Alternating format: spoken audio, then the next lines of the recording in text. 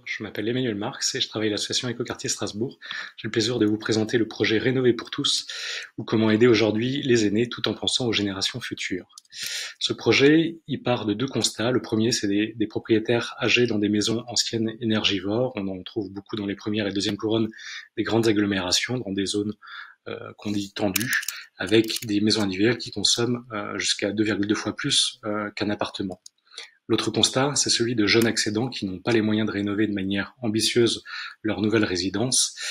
Alors, comment aider à la rénovation globale de ce patrimoine? Aujourd'hui, quand on est ou qu'on veut devenir propriétaire avec peu de moyens, en marché tendu, soit on vit dans un bien dégradé inconfortable mais auquel on tient, soit on achète cher un bien dégradé en espérant le rénover petit à petit. Est-ce que demain, on pourrait vivre bien dans un bien adapté, sobre en énergie et confortable quand on est senior, et pour les futurs acquéreurs, acheter un bien à prix maîtrisé une fois rénové aux standards d'aujourd'hui? Et pour ça, il faut sortir de la spirale infernale qui fait que des propriétaires à faibles ressources n'ont pas les moyens d'entreprendre des travaux importants grâce à un reste à charge qui est insuffisant et qui les entraîne à un laisser-aller, à une dégradation progressive du patrimoine, alors même que lors de la cession du bien, de nouveaux acquéreurs vont acheter assez cher et ne vont pas pouvoir avoir les moyens d'une rénovation performante. Chaque génération, finalement, paiera plus cher le bien sans pour autant qu'il soit convenablement rénové. Pour sortir de cette spirale, un petit tour de magie, pas forcément. L'idée de ce tour de magie, ce serait de dissocier la valeur du bien, du bâti, de la valeur du foncier. Le propriétaire bénéficierait d'une valorisation foncière qu'il pourrait réinvestir dans les travaux de son bien, de son vivant. Pour ce faire, il faut qu'il y ait une vente de la propriété foncière à un organisme foncier solidaire via une signature d'un bail réel solidaire, que la famille, que le ménage accepte les conditions de revente et qu'en contrepartie, il conserve des droits réels et qu'il puisse réinvestir le bénéfice de cette vente dans des travaux de rénovation globale.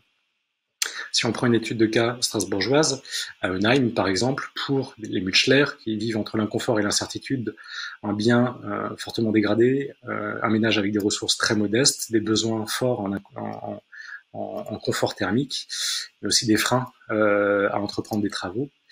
Rénover pour tous, rénover globalement, ça voudrait dire au moins 75 000 € de travaux pour eux.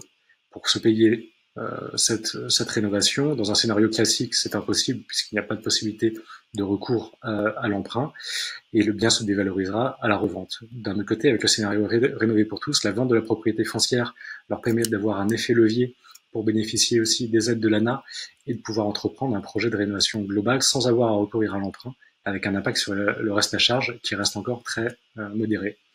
La maison Rénover pour tous, finalement, c'est un gain de confort pour les ménages tout en conservant leur patrimoine, un patrimoine réhabilité pour répondre aux enjeux climatiques et un bien qui conservera une utilité sociale pour l'accession à la propriété des familles modestes.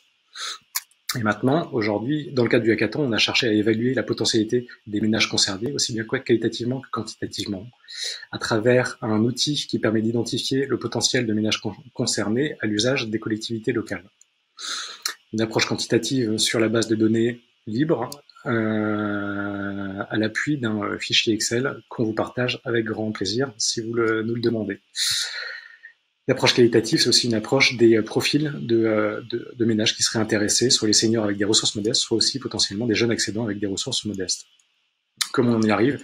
Un travail de formalisation du concept aujourd'hui dans le cadre du hackathon, demain des partenariats avec les collectivités, avec différents opérateurs, et pour mettre en place une recherche-action pour tester les faisabilités financières, juridiques et psychologiques de ce type de montage, et enfin pouvoir l'expérimenter concrètement sur le terrain. La prochaine étape, c'est vous. Si vous souhaitez nous solliciter pour avoir plus de précisions sur ce projet, sur cette démarche, voici les coordonnées de notre association. Merci de votre écoute et de votre attention. Au revoir.